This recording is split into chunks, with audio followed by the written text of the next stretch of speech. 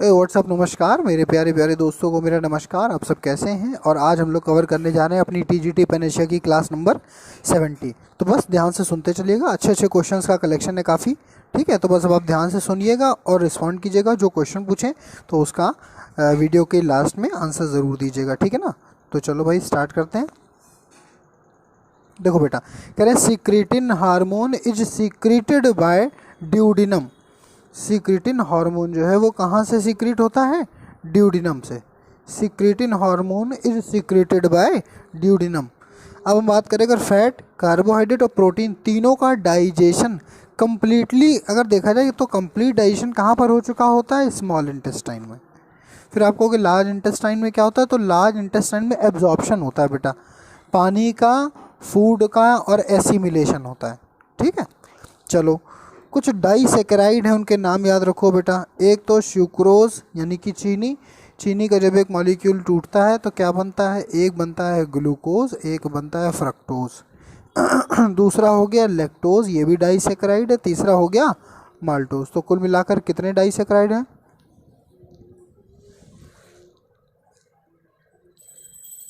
कुल मिलाकर कितने डाइसेकेराइड हैं? 3।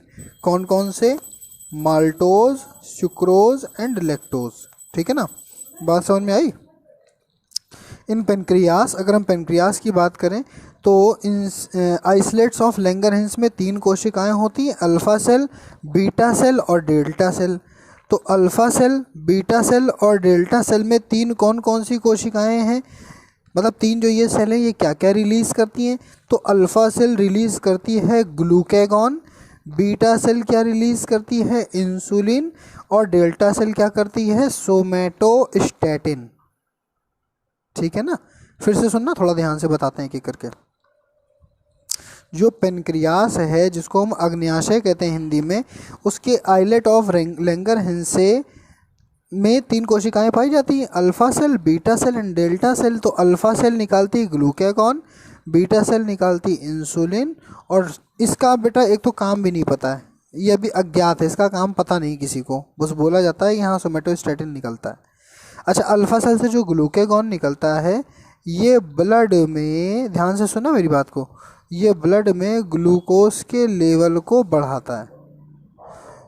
ग्लूकेगॉन ब्लड में ग्लूकोज के लेवल को बढ़ाता है। इंसुलिन ब्लड में ग्लूकोज के लेवल को कम करता है, और इसका काम अभी अज्ञात है।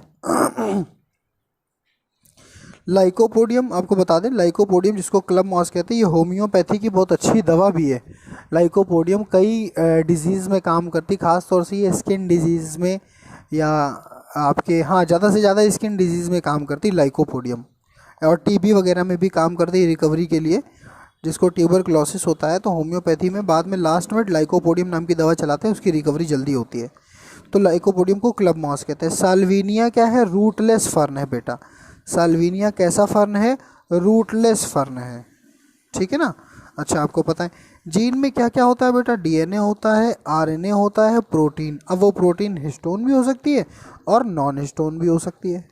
एक एक क्वेश्चन जो है सिंपल और आया हुआ है तो कतई आप इसको इग्नोर नहीं कर सकते। सुनते चलना, जीन में क्या क्या पाया जाता है? तो डीएनए होगा, आरएनए होगा, प्रोटीन होगी। प्रोटीन कौन कौन सी होगी? हिस्टोन प्रोटीन या नॉन हिस्टोन, कोई भी, लेकिन होगी ज़रूर। अब आ जाओ, थोड़ा सा इंपॉर्टेंट क्वेश्चन है, ध्यान दीजिएगा मेरा ज़रा। अगर हम कहें कि अभी जो युग चल रहा है ये क्या है, तो इसको बोलेंगे सीनोजोइक। इससे पहले क्या था? मीजोजोइक। मीजोजोइक से पहले क्या था? पेलियोजोइक। पेलियोजोइक से पहले क्या था? प्रोटीरोजोइक, जिसमें प्रोटोजोआ वगैरह बैक्टीरिया वगैरह डेवलप हुए।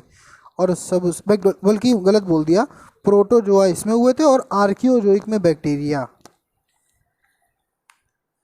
आई बात समझ में? तो कुल मिलाकर ये सबसे प्राचीन है, एंशियंट है, और ये अभी का है, रिसेंट।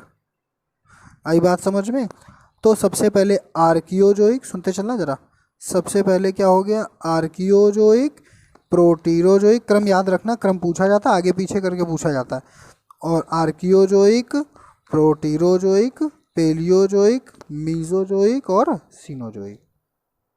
आई बात समझ में? हमें नहीं लगता किसी तरह का कोई कन्फ्यूज़न होना चाहिए, इंपॉर्टेंट है बहुत, ध्यान से सुनते चलना। अब आ जाओ अपनी नेक्स्ट स्लाइड में। नेक्स्ट स्लाइड में क्या आता है? शब्द एमनियॉन। प्रश्न संख्या 312। एमनियॉन क्या है? जैसे एम्ब्रियो जो होता है बेटा, ठीक है, तो एम्ब्रियो के सराउंडिंग में एक लेयर होती है, एम्ब्रियो के सराउंडिंग में एक लेयर होती है, इसमें भरा क्या होता है? Amniotic fluid. क्या होता है? Amniotic fluid. और ये एमनियोटिक फ्लूइड बच्चे को एक इन्वायरमेंट देता है, साथ में उसको क्या देता है? प्रोटेक्शन। आई बात समझ में? तो एमनियोटिक फ्लूइड प्रोटेक्शन देता है, और इसका फ़ायदा, सबसे मेन फ़ायदा इसका पता है क्या बेटा? बाहर के इन्फेक्शन से एम्ब्रियो को बचाता है किसी भी तरह के। अब प्रोटेक्शन में ही आप इसको कह सकते हो। तो जो एमनियॉन होता है उसी के भीतर भरा होता है एमनियोटिक फ्लूइड।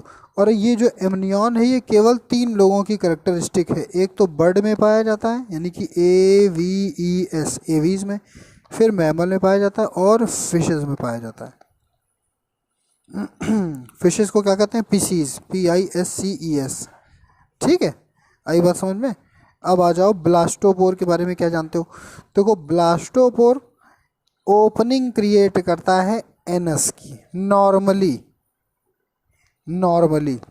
माउथ भी बनाता है और एनस भी बनाता है, लेकिन नॉर्मली जब पूछा जाए, शब्द देखना क्या बोल रहा है, blastopore normally develops into anus.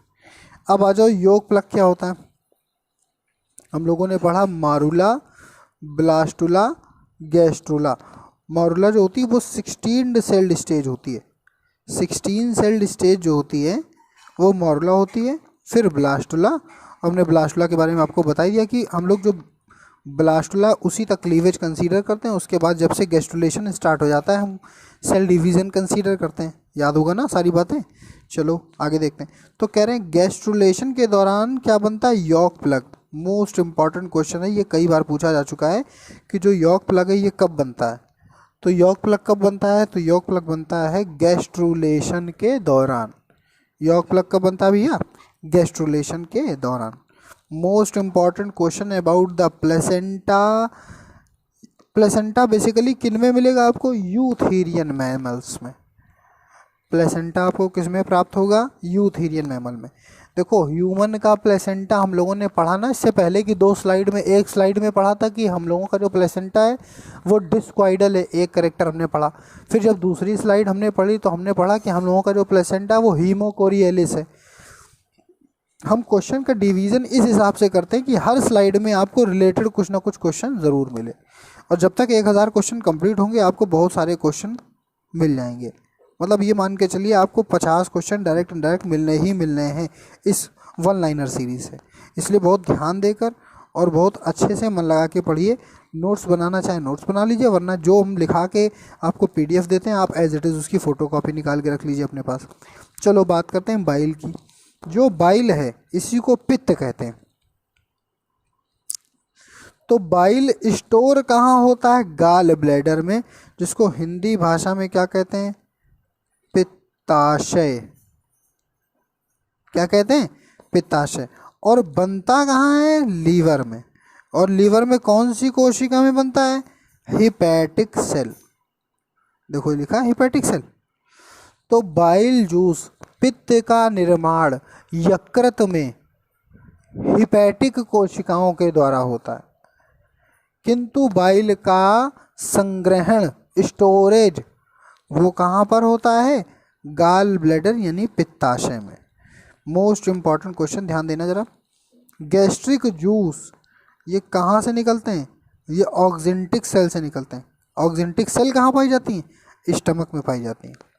अब फिजियोलॉजी के क्वेश्चन हम आपको 3 स्लाइड से दे रहे हैं लगातार, क्योंकि हम लोगों के पास जो मेन सेक्टर बचा है वो प्लांट फिजियोलॉजी और एनिमल फिजियोलॉजी बचा है। बाकी लगभग सारे सेक्टर हम लोग कंप्लीट कर चुके हैं इस 1 लाइनर के थ्रू, और दो तो सीधे पढ़ ही चुके हैं।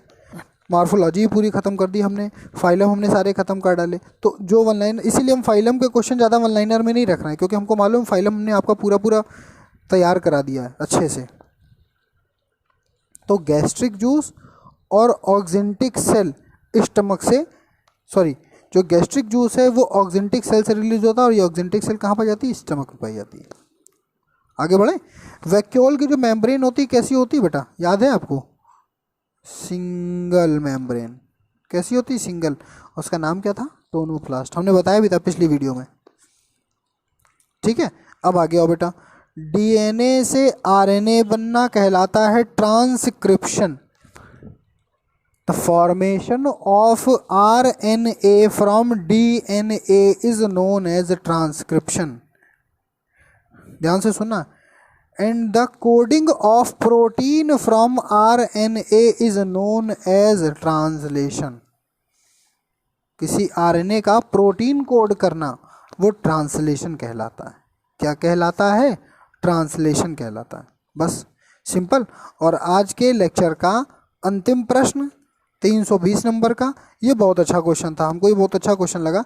अगर ये क्वेश्चन आपसे पूछा जाता, ध्यान दीजिएगा, heart beat is controlled by, और पहला ऑप्शन होता पेस मेकर, दूसरा ऑप्शन होता क्या बेटा?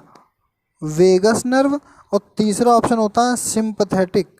तो आप तो ये ध्यान ही नहीं देते, आप कुछ ना लगाते, सीधे पेस मेकर ऐसे नोट लगा के चले आते, पक्का चले आते, ध्यान ही नहीं देते। इसीलिए कितना भी सरल प्रश्न हो उसके चारों ऑप्शन देखिए, क्योंकि इतने ज़्यादा क्वेश्चन नहीं होते कि आपके पास समय का अभाव हो। अगर आपने अच्छे से पढ़ाई की तो आपके पास आधे घंटे का समय बच ही जाएगा, ठीक है ना। इसलिए चारों विकल्प देखिए प्रश्न के कि वो क्या कह रहा है। तो ये क्वेश्चन हमने इसीलिए डाला, पहले हम ये आपसे पूछने वाले थे तो हमको मालूम था बहुत सारे बच्चे गलत करते।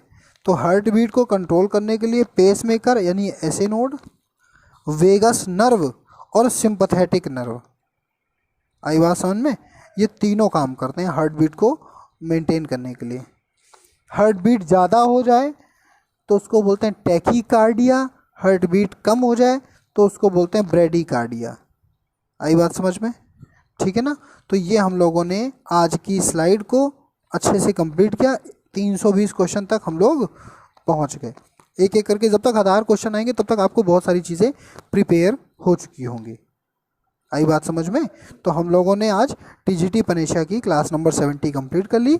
अब हमको केवल आपको 30 लेक्चर्स और देने हैं, ठीक है ना। Thank you so much, bye bye, good night.